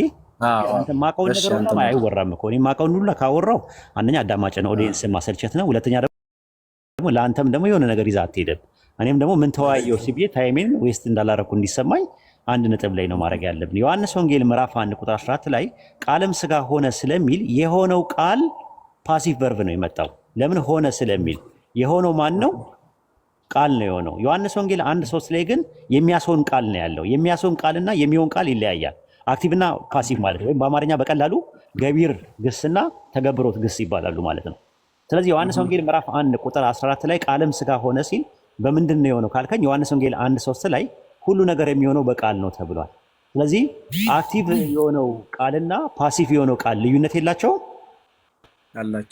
አላቸው ማለት ነው። ስለዚህ አክቲቭ የሆነው ቃል ፓሲቭ የሆነው ሲደረግ ድንግል ማርያም ማፀን ውስጥ ዮሐንስ ወንጌል ምዕራፍ 5 ቁጥር 26 ላይ ሰጥቶታልና ለማን ነው ህይወትን የሰጠው? ማን ነው ህይወትን የሰጠው? ለማን ነው የሰጠው ህይወትን? እሱ አሁን አንዷን ጥቅስ ብቻ ሳይሆን ሙሉ የቃሉ የፈለገውን ሙሉ ብታነብልኝ ደስ ይለኛል። ወይን ነኝ አይታየህም እንዴ? ወይን ነኝ ወይ ደፋራለሁ። ችግር የለውም። እሺ ለውጥ አያመጣም። እሱ ያው ወንድሜ ስለሆነ ማለት ነውና እዛ ጋር እንትና በራሱ ህይወት እንዳለው ለወልድም በራሱ ህይወት እንዲኖረው ህይወትን ሰጥቶታልና ህይወትን የሰጠው ማን ነው? ህይወትን ማንም አልሰጠውም። ኢየሱስ ራሱ ህይወትን ሰጠው ይላል እኮ። እሺ ከላይ ያለውን አንብባ። ከላይ ሙሉ ምዕራፉን ታነቦ ይገባል። እንደዛማ አይነበብም እኮ። ይሄማ ምን ማዛግ ይባላል። ሰውን ባይብልን ሙሉን አንብቡት አይባልም። ፖይንት ምንድነው? ኮንቴክስቹዋል የሆነ አፕሮች ስትሄድ ያመጣውብህ ነገር ምንድነው? እዛ ጋር ያመጣውት ዮሐንስ ወንጌል 5:26 ላይ አብ በራሱ ህይወት እንዳለው ለወልድም በራሱ ህይወት እንዲኖረው ሰጥቶታልናል። ስለዚህ አብ የራሱ የሆነ ሰልፍ ኤክሲስተንስ እንዳለ ሁሉ ለወልድም ደግሞ ሪፍሌክሲቭ ፕሮናውን ሂምሰልፍ የሚለው ምንድነው? ድርብ ተውላጠ ስም ነው አይደለ? ምንድነው? ደርብ ተላዘዘ ስም አይደለም? ኦንቶሎጂን ነው ሜታፊዚክስን ነው የሚያሳየው? ኦንቶሎጂ ሜታፊዚክስን አያሳይም? ሂምሰልፍ ኦንቶሎጂ ነው። ኦንቶሎጂን ነው የሚያሳየው ሂምሰልፍ። ሪፍሌክሲቭ ፕሮናውን ልክ እንደዛ ነው፣ ግን ሜታፊዚክስ ነው። ስለዚህ ኢየሱስ ሜታፊዚካልም ኦንቶሎጂካልም ወይም ደግሞ በምንነትም በማንነትም ህይወት የተሰጠው አካል ነው አይደል? አይ በቃ ማጠቃለያ ስራበት። የሆነ ተደነጋገርክብኝ። እንደዛ ነው አልተደነጋገርኩም። እየሰማሁ 3 ደቂቃ ስጡትና ማጠቃለያ ስራበትና እኔም ማጠቃለያ ልስራበትና ለሌሎቹ እድል እንስጥ ኢንሻአላህ። 3 ደቂቃ ውሰድና አውራ በነበረን ቆይታ። እሺ ያው እኔ ሚውት አድርጌ አዳምጥ።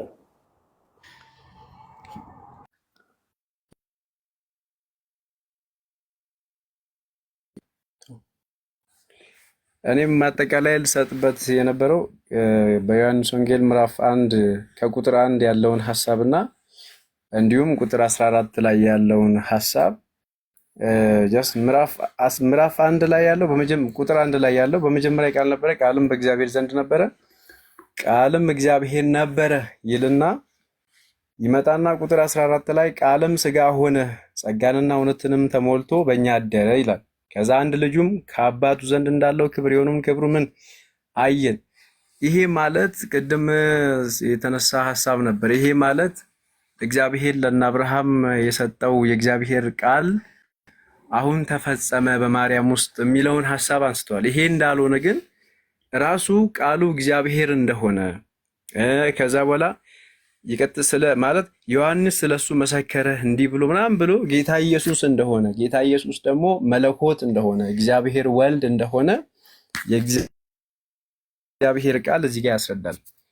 እና እዚህ ጋር ያለው ሐሳብ ሙሉ ምዕራፉን ብናነበው ከቁጥር 1 አንስተን እስከ 14 ያለውን ሐሳብ ብናነበው ሐሳቡ ምንም ሳይሻማ ቁልጭ ብሎ የተቀመጠ ሐሳብ ነው።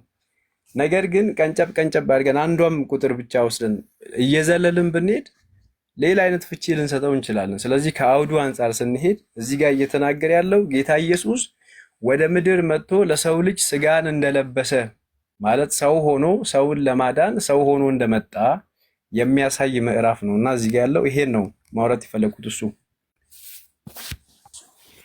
እሺ አመሰግናለሁ ስለነበረን ቆይታ ማለት ነው። ሄኖክዬ ሁሱ አይደለም ወሂድ እባላለሁ። እሺ እንተዋወቅ።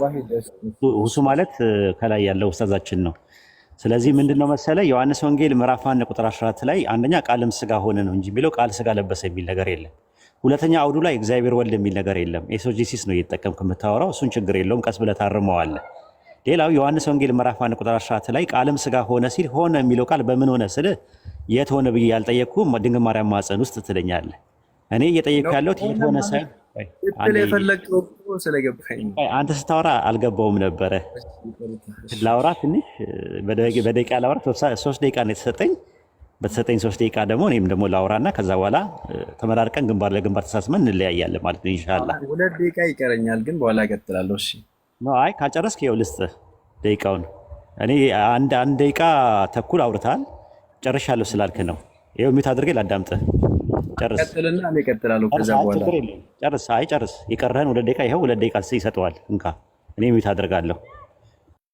እሺ አሁን ቅድም ስታነሳ እንደነበረ ሆነ የሚለው አረፍተ ነገር በዘፍጥረት ላይ ሄደን አነሳን። ከዛ በኋላ እግዚአብሔር ሰማይና ምድርን ይሁን ሲል ብርሃን ይሁን ሲል ብርሃን ሆነ ማለት ይሄ ፍጥረት መፈጠራቸውን በእግዚአብሔር ቃል መፈጠራቸውን የሚያሳይ ነው። ደሴም ማለት በተመሳሳይ መልኩ ይሄ ቃል እዚህ ጋም ቃልም ሥጋ ሆነ የሚለው ቃል ኢየሱስ ሥጋ የለበሰው ተፈጠረ የሚለውን ሐሳብ ነበር ስታነሳ የነበረው። ግን እንደዛ እንዳልሆነ ደግሞ ከላይ ያለው ሐሳብ ያነሳል። ኢየሱስ ፈጣሪ እንጂ ተፈጣሪ አይደለም። ስለዚህ አሁን ወደ ሥላሴ ነው እየሄድን ያለው ታውቃለህ፣ ሥላሴ ነውና ስለዚህ በመጀመሪያ ቃል ነበረ፣ ቃልም በእግዚአብሔር ዘንድ ነበረ፣ ቃልም እግዚአብሔር ነበረ። ራሱ እግዚአብሔር ነበረ ዓለማትን የፈጠረው። ያ እግዚአብሔር የነበረው ያ መለኮት የነበረው ቃል ቁጥር 14 ላይ ሥጋን ማለት ጸጋን ሥጋ ሆነ። ያ ቃል ወደ ምድር መጣ፣ በድንግል ማርያም ውስጥ አደረ። ስለዚህ ሰው ሆነ ማለት ነው። ስለዚህ ከዛስ ጸጋንና እውነትንም ተሞልቶ በእኛ አደረ። ጸጋን ተሞልቶ እውነትንም ተሞልቶ በእኛ አደረ። ጌታ ኢየሱስ ምን አለ? እኔ እውነት ነኝ፣ እኔ መንገድ ነኝ አለ። ስለዚህ ጸጋ ማለት እዚህ ጋር እግዚአብሔር በነፃ ለሰው ልጅ የሰጠው ሰውን የሚያድን የሰው ልጅ ማለት የድነት መንገድ ማለት ነው። በቸሮታ አንዴ ቃል እንጨምርልህ። አልበቃህም? አንዴ ቃል እንጨምርልህ። ከዛ በኋላ ጸጋንና እውነትንም ተሞልቶ በእኛ አደረ። ከዛ አንድ ልጁም ከአባቱ ዘንድ እንዳለው ክብር የሆነውን ክብሩን ምን አለን? አየን። ስለዚህ ይላል ከዛ እሱም ደግሞ ይሄ ቃል ከድሮ እነ ነቢያት እነ ኢሳይያስ የመሰከሩለት በመጽሐፍ ቅዱስ በጣም የተወራለት ኢቨን እንኳን ጌታ ኢየሱስ ሲናገር አብርሃም ቀኔን ላይ ናፍቆ ነበረ። ኢየሱስን ሲጠይቁት እኔ ከአብርሃም በፊት ነበርኩኝ ሲል ገና እንዴት እንደዚህ ይላል? ገና በእድሜ ወደ 30 ዓመት ቢጠጋ ነውና ይሄን ያክል ያልሆነ ሰውዬ እንዴት አብርሃም ሳይኖር በፊት ነበርኩ ትላለህ ብለው ሲጠይቁት አብርሃም እንኳን ቀኔን ናፍቆ ነበር እኔን ለማየት አለ። ስለዚህ ጌታ ኢየሱስ ዘላለማዊ አምላክ መሆኑን ለሰው ልጅ ስጋ ለብሶ መምጣቱን የእግዚአብሔር ቃል ነቢያት የተናገሩለት ሕግ በሙሴ ነቢያት ስለሱ የተነበዩለት የናዝሬቱ ኢየሱስን አገኘ ነው እያለ ነበር እና የሚናገረው እንትና እዚሁ ላይ ማለት ነው። ስለዚህ ሁለት ደቂቃ ነው ያወራው። አንድ ደቂቃ ሰተነ፣ ሁለት ደቂቃ ነው ያወራው። እዚህ ጋር እያለ ያለው በአጠቃላይ ጌታ ኢየሱስ ስጋ ለብሶ ወደ ምድር መምጣቱን በድንግል ማርያም ማደሩን ነው እንጂ የነ አብርሃም የነ ሙሴን ትንቢት መፈጸሙን ኦፍኮርስ የእነሱ ትንቢት ስለሱ የተናገሩ ሊሆን ይችላል፣ ግን ይሄ ቃል የሚለው የእነሱ ቃል እንዳልሆነ በደቂቃ ነው የምናወራው። ይበቃል ማለት በጣም እንግዳም ስለሆንክ ለቤቱ ያው የውይይትን ዲሲፕሊን ምናምን ነገር እንድታያቸው ምናምን ነገር ከሚለው አንጻር እንጂ እንደዚህ ማንም አያወራህም። ታገሰን ያዳመጥን አንደኛ ሀሳብን ስለምናከብር፣ ሁለተኛ ነገር ደግሞ ዊዝ ሪስፔክት ስለምታወራ አውት ኦፍ ሪስፔክት አንድ የሚጠቀምከው ነገር የለም ሀሳብ ላይ ብቻ ስላተኮርክ ነው። ነገር ግን ምንድነው ዮሐንስ ወንጌል ምዕራፍ 1 ቁጥር 14 ላይ ያለውን ቃልም ስጋ ሆነ የሚለውን ዝርም አላልክም። እዛ ላይ የተለያየ ሰርከምስታንስ ነው። እስቲ አንዴ 3 ደቂቃ ለኔ ስጠኝና እኔም ላወራ፣ አታቋርጠኝ። አንተ ስታወራ በጣም እያዳመጥን ነበረ። ነገርን አድምጦ እህልን አላምጦ ስለሚል የሀገሬ ሰው ማዳመጥ ትልቅ ነገር ነው። ሁለት ጆሮ የተሰጠን አንድ አፍ የተሰጠን ደግሞ ብዙ እንድናዳምጥና ትንሽ እንድናወራ ስለተፈለገ ነው። ስለዚህ ደስ ብሎ ያዳመጥን፣ አንተ ደግሞ ደስ ብሎ ብታዳምጥ ደስ ይለናል። ዮሐንስ ወንጌል ምዕራፍ 1 ቁጥር 14 ላይ ቃልም ስጋ ሆነ የተባለበትን ምንም ያብራራው ነገር የለም። ጭራሹን ዮሐንስ ወንጌል 5:26 ላይ የነበረውንማ ጭራሹን አልደረስክም። እዛ አካባቢ ላይ አብ በራስ ሕይወት እንዳለው ለወልድም በራስ ሕይወት እንዲኖረው ሰጥቶታልና። ስለዚህ በራሱ የሚለው ሂምሰልፍ ሪፍሌክሲቭ ፕሮናውን ድርብ ተለዋዋጭ ስም የሚጠቀምበት ምክንያት ኦንቶሎጂካልም እና ሜታፊዚካልም ኢየሱስ ፍጡር መሆኑን ነው የሚያሳየው። ሕይወት ከተሰጠው ሕይወት አልባ ከነበረ ሕይወት ከተሰጠው በባዶነት ከተቀደመ መነሻና ጅማሮ አለው ማለት ነው። መነሻና ጅማሮ ያለው ማንነትና ምንነት ደግሞ ፍጡር ነው ማለት ነው። የሉቃስ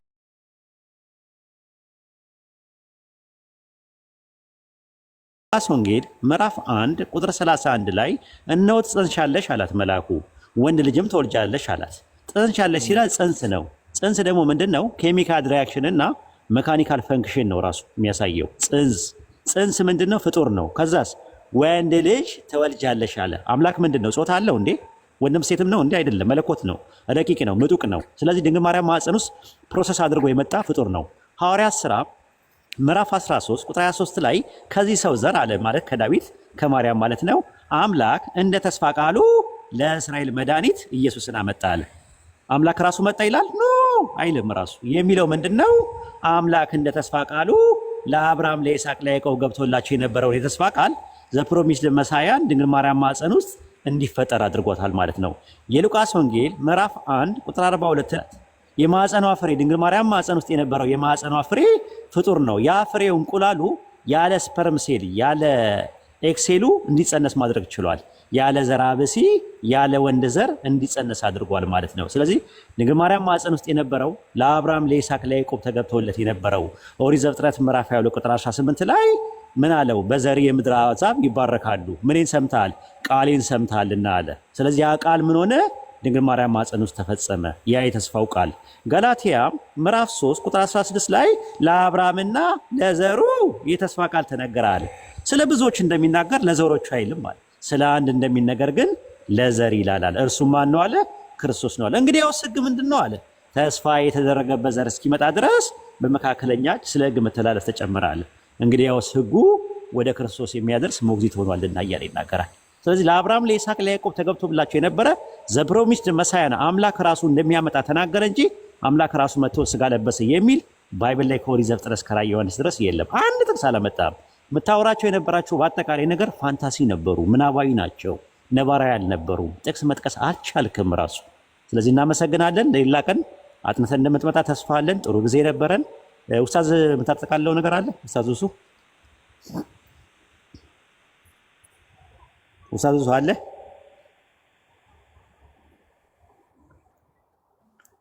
ኡስታዝ አለ? ኡስታዝ እሱ የለም ማለት ዛሩ አለሽ? ሰላም አለይኩም ዛሩ አለሽ? ቤት ውስጥ እሰማለሁ። ባይዘወይ ኧረ ምልክት ስጡኝ። አዎ ይሰማኛል። እሰማለሁ።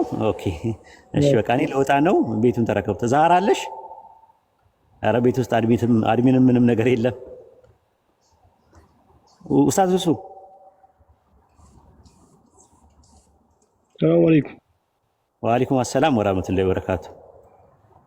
ወይድ ሰላም ነው። አድሚን የለም የሚገባ አድሚን። ኡስታዝ አለ? ጉድ ፈላ።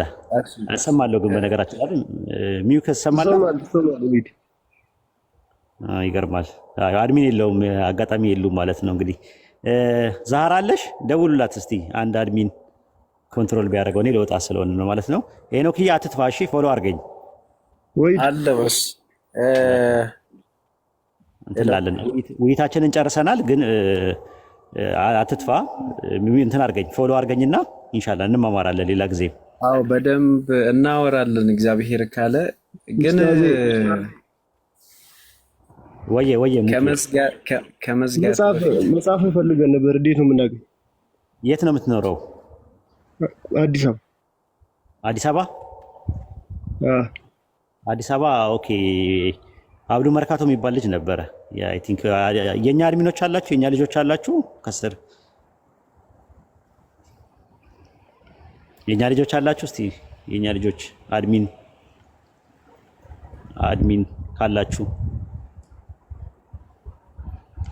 መስሚዞ ይላል። አላውቀውም የትኛው መስሚዞ እንደሆነ አላውቅም።